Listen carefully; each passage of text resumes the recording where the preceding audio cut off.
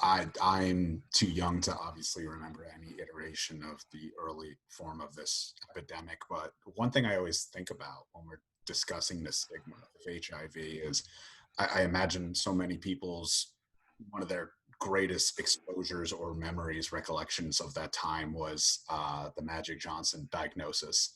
And just knowing as a sports fan that, in his press conference discussing his positive case, he felt the need to headline it with his sexual orientation, being heterosexual, as if that was the greater issue that was at play there.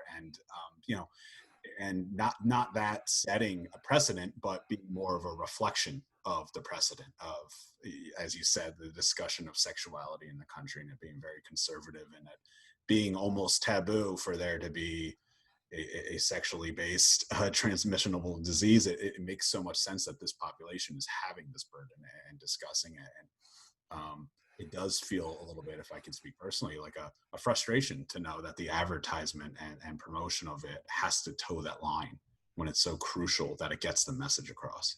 Sure. And I think there are a few ways that can be gotten around that a little bit. You can, for example, you can start advertising on some of the cable networks that have fewer restrictions on content. If they have the freedom to say the swear words, they should have the freedom to use the word penis in public, or to use the word HIV, or to, heaven forbid, to actually say sex or oral sex, let alone anything that might actually be risky. Right. Enough people have access to cable television these days to actually make some inroads that way.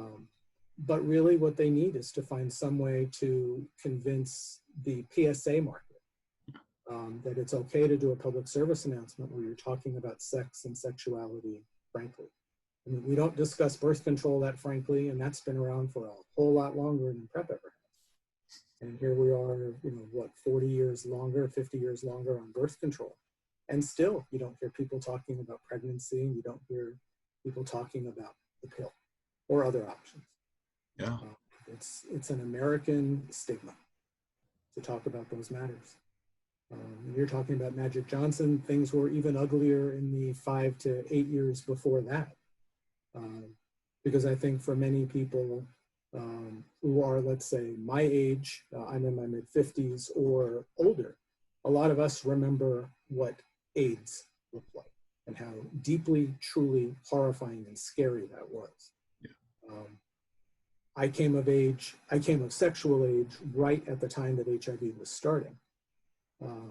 So I've lived a life full of fears and how do I stay safe and how do I stay alive.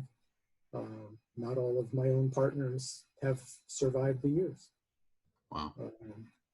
And that's sort of what got me into this field to begin with. Back when I was a graduate student trying to figure out, okay, I have this PhD in sociology, what do I want to do with it? Where can I try to do some good in the world? And this was one of the areas where I decided to stake my claim. But that sense of what the world looked like, what AIDS looked like back in the 1980s, it still looks like that today for people for whom the medication stopped working. Yeah. And what people don't realize a lot of the time is that people still die from AIDS or from complications from AIDS. It's just not the way it was 30 years ago. It's not as bad as it was. And many people can live long, healthy lives now, which was not something that was possible going back then. Yeah.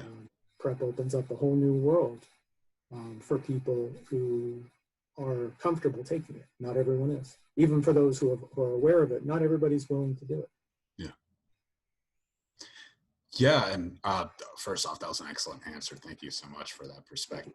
Obviously, the firsthand experience of that fear is it's so crucial to explaining the story. How 3 decades later we're still at that spot, that boiling point, and it's almost too easy, I think, for especially people that have been in your field for this long to reflect now during the COVID-19 pandemic and looking at the stigmatization that's happening here, the politicization, the social discussion that's happening around it, and what exactly that's going to mean for future endeavors in terms of vaccination, in terms of already wearing the masks and reopening public institutions. We don't have to get into all of that because that's too long of a discussion and too frustrating of a discussion to have. But obviously, you know, I was speaking with a researcher yesterday she spent a quarter century in HIV research, and she's like, note for note, I'm seeing the same things happening again, except this is affecting the entire population in the fact that everyone acknowledges that this can affect them.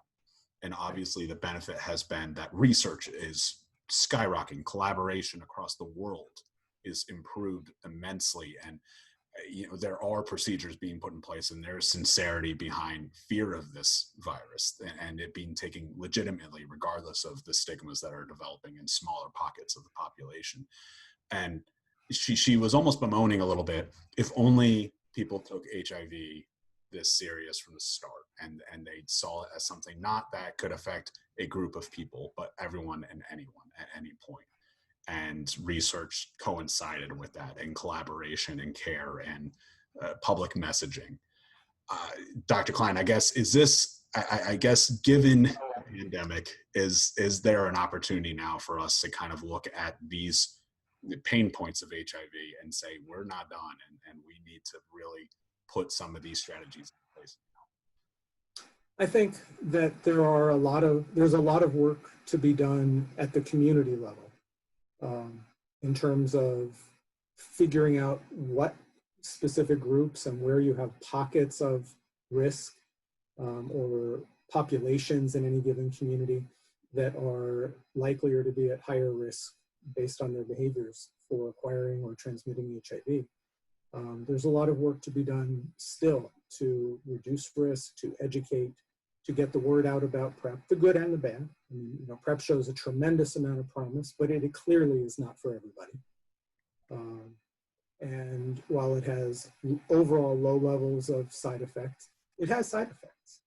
And there are some people who are not willing to put themselves at risk for that. And there needs to be a 2020 solution for those people, or an answer for those people, so that there's something that they can do. Otherwise, the message is the same message that's been going on since 1983. You know, the message from 1983, talk to your partners, exchange your histories, get yourself tested, use condoms or abstain, don't share needles.